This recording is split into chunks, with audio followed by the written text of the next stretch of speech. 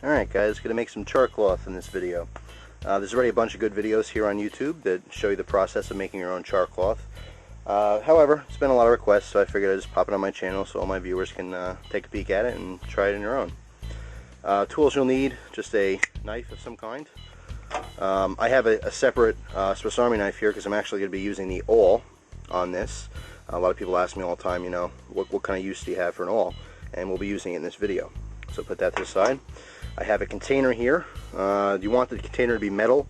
It doesn't necessarily have to be tall, skinny, flat, anything like that, but you do need a lid that closes. Okay, we're going to be using the awl to make a little hole in the top here. And you know, you can use all different kinds of stuff. I've used cans in the past. If you have just an empty soup can or something, take the label off and just use tin foil for a lid and poke a hole in the tin foil. But anyway, I happen to have this lid, this container lying around, so I'll be using this. Then lastly, the most important part is some cotton cloth. This is cut off a t-shirt. The reason you want a knife is because you want to process this down to smaller pieces. Of course you can use scissors. It's actually even easier with scissors, but I love my knives, so I figured I'd whip out a folder for this. I made a nice long strip here. This is probably, I don't know, 13, 14 inches long, and it's just a white t-shirt. The thing is, you want to have cotton. You don't necessarily need to have white. White's easiest because you can physically see the difference from going white to black, but if you use a colored shirt, that's totally fine. It's not going to change anything, but you do want to make sure it's cotton. Okay, so what I'm going to be doing is, this actually curled up a little bit on me, but I'm going to be cutting some pieces off of this. Okay, so I'm just going to cut a bunch of little squares and pop this right into the bottom of my container here. So let's do that right now.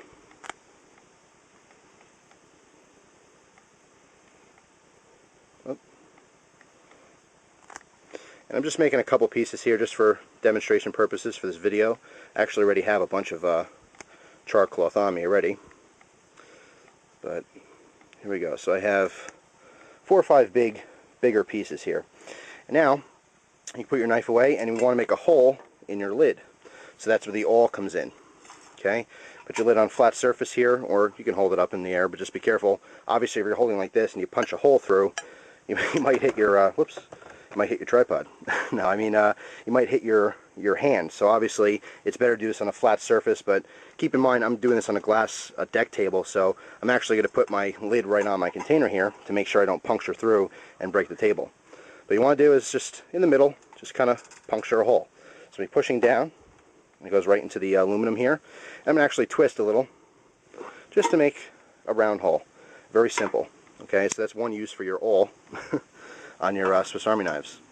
Alright, so now we have our container, we have the hole on the top, and we have the cotton cloth on the inside. Okay, now let's get that fire started. For fire, you can do this over an open campfire, which is very convenient if you happen to be out camping, or if you have a little fire started, you can make your char cloth while you have your fire going.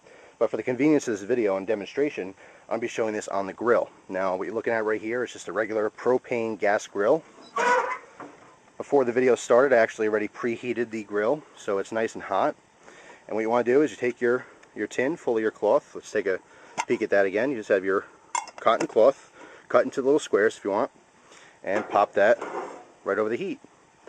It's that simple. Now you just want to let it cook. So I'm actually going to do a little bit of a fast forwarding here, or I'll jump right to where it starts to smoke. Alright guys, I skipped ahead here about 10 minutes. Right now, as you may or may not be able to see, I'm going to zoom in a little bit, maybe that'll help. But there's just beginning to start to smoke at the top of that hole. Little wisps of smoke kind of coming and going. Doesn't really look steady yet. I would say about 15-20 minutes into this process, it'll be kind of heavy smoke. And obviously as we go along, you'll see that. I kind of wanted to turn the camera back on, not only to tell you it took about roughly 10 minutes to get to this point here, where the can is actually heated up properly and it's starting to cook the material itself. I also want to make a note on poking the hole on the top of the can. As you saw, I used the awl.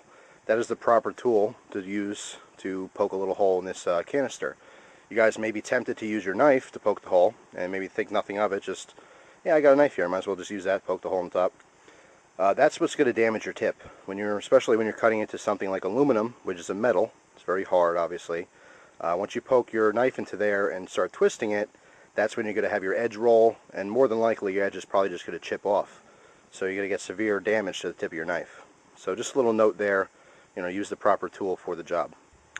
So anyway, as I mentioned, this has been 10 minutes. The can is just starting to heat up. As far as timing here, this is just my personal experience right now. There's a lot of factors that's going to determine how long it's going to take, how hot your flame is, how big your container is, how much material you're cooking inside of it, and so forth. So, don't go by the exact times here. Basically, you're going to go by the smoke. That's your indicator as to when it's done. So I'm going to let this continue cooking, and I'll get back to you in a little while. Alright guys, I'm at the 30-minute mark. It's been 30 minutes since I first started this project to put the canister on the heat. What I actually did was at 20 minutes I turned on the other flame on the other side, the other jets on my grill, and I actually shut the top as well to keep the heat in, to kind of speed up the process. About 25 minutes in, unfortunately my batteries died on me. I had to do a battery change. At that point I was going to film it because I had the continuous stream of smoke coming out. It's just going to look as if it's a chimney, in the middle of the winter. You just have a constant stream of smoke coming out of the hole on top.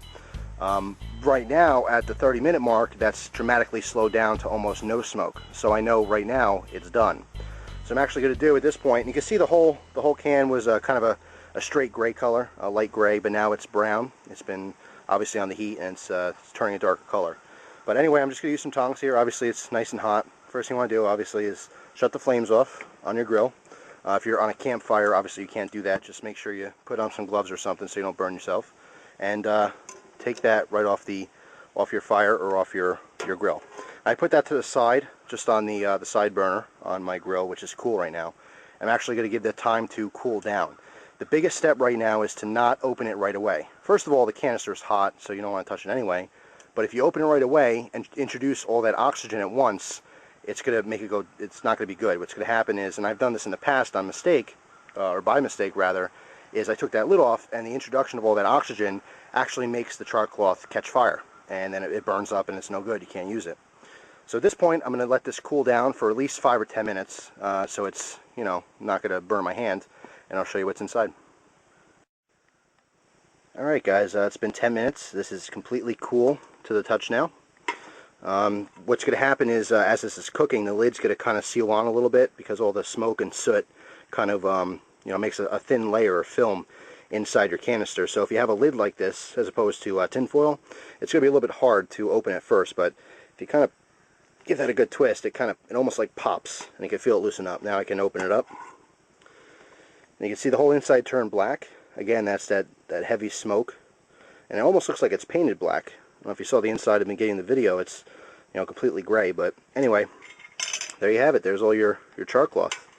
Nice big pieces. Now this stuff is pretty fragile once you get it, so you can actually tear this very easily into smaller pieces, just like that, if you need smaller pieces. So it's really easy to do. You can break it down to the size you want.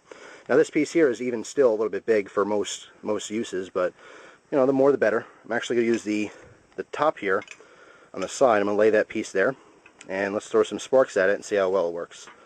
I have a Strike Force fire starter here. Use that for a demo. Throws a nice shower of sparks. Big old fat ferrocerium rod. There's the striker. So I'm going to hit this with some sparks. Turn this around, and let's see if we can get this lit. I'll try to keep this away from the camera a little bit so I don't hit the tripod, but here we go.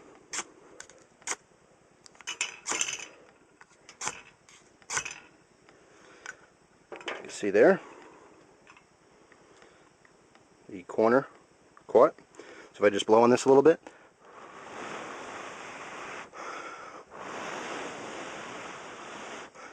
you see how that's lit. Of course, you can fold this over, and we catch the top part of it as well. But there you go, char cloth. Real easy to make, very, very useful to start your fires. You can put this in a tinder bundle or any other method you like. It stays nice and hot for you. So there you go. I hope you guys enjoyed the video. As you can see, it's real easy to make. So that's about it. Thanks for watching. I appreciate it. Take care.